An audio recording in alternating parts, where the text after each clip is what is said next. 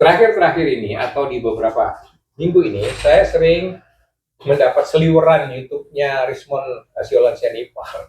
Ya. Tapi kontennya itu mengumbar aib dari mantan teman-temannya dan mantan pengacaranya sendiri. Misalnya terkait dengan Roy Suryo, dia umbar kasusnya Roy Suryo ketika menjadi Menpora dulu, ya, yang dituduh mencuri inventaris atau barang-barangnya kementerian olahraga dulu, ya. Saya tahu berapa miliar katanya begitu, ya. Nah, kemudian itu juga sudah dibantah oleh Roy Suryo bahwa kasus itu ternyata sudah selesai, lama sekali sudah selesai, termasuk dengan Imam Nahrawi, Menpora penggantinya dia pada waktu itu, ya. Nah, lalu juga dia menceritakan aib-aib perselingkuhan gitu katanya. Antar macam-macam itu teman-temannya sendiri dengan antar temannya yang selama ini mendampingi dia di Bali Academy. Nah, tapi yang paling vulgar itu ada fotonya RH dan TT. Nah, foto RH dan TT katanya itu kan jelas-jelas fotonya Refli Harun dan Tifa, gitu kan? Clear itu. Jadi itu dituduh, ya, diungkap lah, bukan dituduh lagi, diungkap aib perselingkuhannya, ya. Nah, terakhir sekarang dia mengungkap perpecahan-perpecahan di antara advokat mereka pada waktu itu.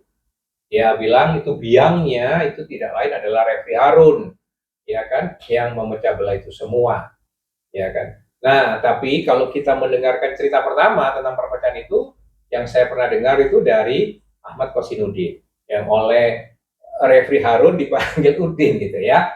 Nah, Kosinudin mengatakan, ya, perpecahan memang bersumber dari Refli Harun dan beberapa yang lain, dimulai dari Jamal Girsang dan Abdul Ghafur Sangaji, yang katanya pada waktu masuk ke tim advokatnya Roy Suryo CS itu dengan mengemis sebenarnya, gitu ya, meskipun ada kata tanda kutip, tapi intinya kata-katanya yaitu yang digambarkan oleh Kosinudin, mereka masuk dengan cara mengemis, ya. Lalu setelah masuk justru malah bersama Refli Harun ngikut mereka geser gusur Kosinudin, gitu kan, ya, sekarang mendominasi Refli Harun dan Abdul Ghafur Sangaji, ya. Saya nggak tahu, nanti masing-masing memberikan klarifikasinya itu, gitu. Tapi inti ceritanya adalah bagaimana perpecahan-perpecahan itu sudah diceritakan. Yang terakhir, Rismond menceritakan bahwa benar itu ternyata biang kerok perpecahannya katanya Refli Harun, yang dulunya datang hanya sebagai YouTuber, sebagai konten kreator, ikut-ikut, nah tiba-tiba ngeriset sampai bisa menjadi pengacara mereka, gitu ya, termasuk pengacaranya Rismond, gitu. Nah, lalu Roy Suryo pernah juga menceritakan bahwa dia memang itu haknya dia membentuk tim pengacara ini, tim pengacara itu, tim pengacara ono, gitu, banyak-banyak, nggak apa-apa, dia bilang. Nah, dia perlakukan mereka pengacara-pengacara ini, advokat-advokat ini, bahasa dia itu seperti gajah, gitu ya, gajah-gajah. Nah, tapi dia tidak mau menjadi pelanduk yang mati di tengah-tengah gajah.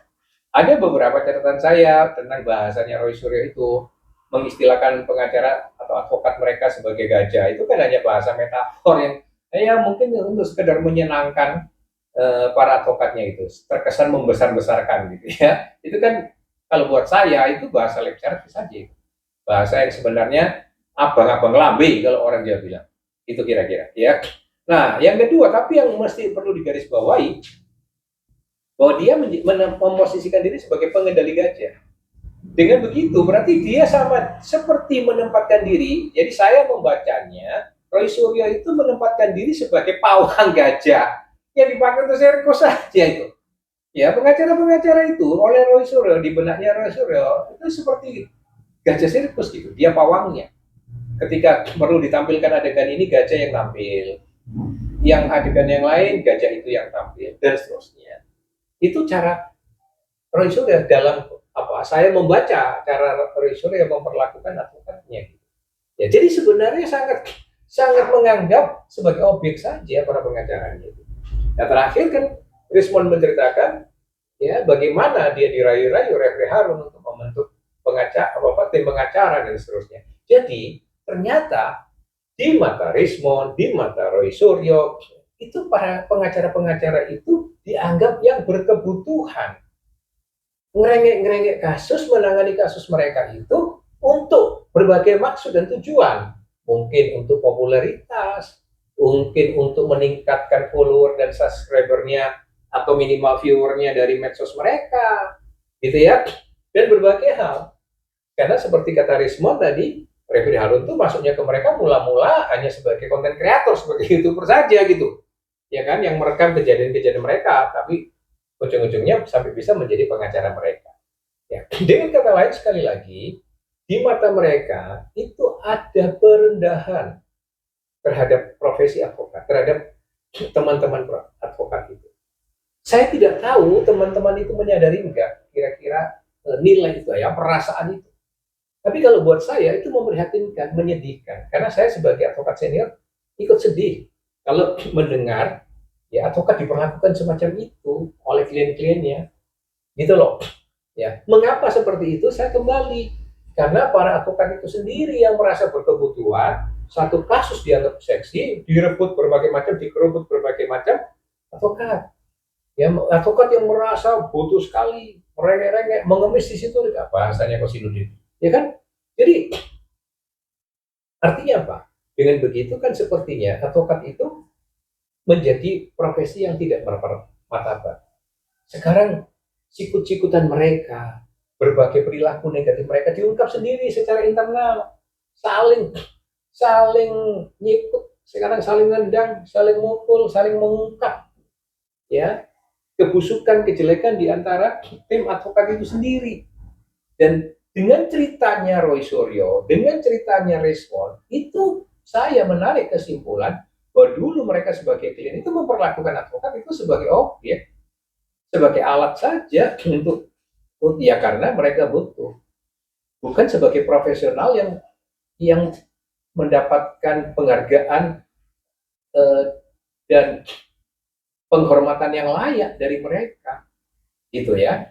Itu saya tidak tahu sekali lagi apakah teman-teman advokat ini sadar akan apa keadaan itu, akan caranya Roy Suryo, caranya Rismond memandang kalian, ya. Tapi kalau buat saya sekali lagi harapan saya nggak boleh, jangan terjadi advokat itu diperlakukan semacam itu. Kalian harus punya martabat. Seringkali kan dikumandangkan bahwa advokat itu adalah profesi yang kalian sebut sebagai officium nobile. Wah, tapi di dalam praktek kalian diperlakukan semacam itu. Di mana nobilenya? Di mana kehormatan kalian? Ya. Nah, ini kembali mengapa kalian bisa diperlakukan semacam itu, karena itu dampak dari hukum demand and supply, dari hukum permintaan dan penawaran. Karena supply Anda, penawarannya terlalu banyak, advokat-advokat umum ini satu kasus dikerubut, menggerubut semua di situ, sangat memerlukan kasus itu untuk menaikkan namanya, popularitasnya dan lain sebagainya tadi, ya, maka klien itu tahu bahwa karena supply-nya begitu banyak, ya dia bisa memperlakukan kalian dengan murah. Murah dalam arti bukan harga yang jelas-jelas itu pro bono, tapi juga martabat kalian dianggap murah. Itu. Nah, itu kan menyedihkan buat saya, sekali lagi sebagai advokat senior, sedih, prihatin kalau ada klien memperlakukan begitu. Mestinya kalau klien kalian memperlakukan kalian kurang hormat, kurang menghargai, injak kembali. Itu saran saya. Injak kembali klien semacam itu. Tegakkan kehormatan dan martabat kalian. Bukan sebaliknya, kalian sambil diceritakan aibnya, saling menceritakan, saling membongkar aib, begitu. Ya, kalau seperti itu keadaannya, kalian diperlakukan semacam itu oleh klien kalian, tuntut mereka, gugat mereka, gitu. Tapi tadi awal mula harus benar, bukan kalian menyodok-nyodokkan diri, menyodok-nyodokkan surat kuasa, nggak ada perjanjiannya, nggak ada kejelasannya bagaimana.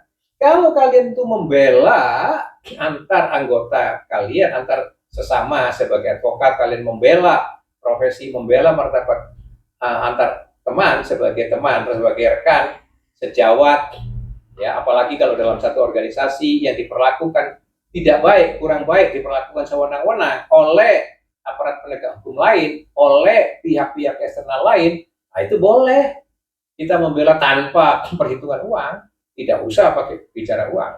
Karena itu kemartabatan bersama yang kita bela, kehormatan bersama yang kita bela. Maka kita tidak boleh pakai uang, pakai membicarakan yang lain-lain, tapi satu, yaitu kehormatan dan kemartabatan bersama sebagai sesama rekan profesi, sebagai organisasi, kita menegakkan kehormatan organisasi dan profesi kita bela teman kita tanpa bicara uang, tanpa bicara macam-macam. Tapi kalau Roy, Tifa itu kan klien, mereka bukan advokat, itu posisi mereka klien. Nah, bagaimana kok klien bisa memperlakukan advokat-advokat dengan cara-cara yang seperti itu? Terus terang, kesannya merendahkan sekali. Ya kan? Membuat, menjadikan advokat itu sebagai objek. Nah, saya mengharapkan teman-teman sadar, ya, mulai punya paradigma baru, bila perlu tinggalkan. Kalian kalau merasa diperlakukan sudah tidak dengan baik, tidak dihormati oleh Roy, oleh Tifa, dan sebagainya, tinggalkan. Itu saran saya. Tegakkan kemartabatan dan kehormatan kalian. Jangan kasih hati, jangan kasih fur pada klien yang tidak bisa menghargai dan menghormati kalian. Itu catatan saya, dan salam merah.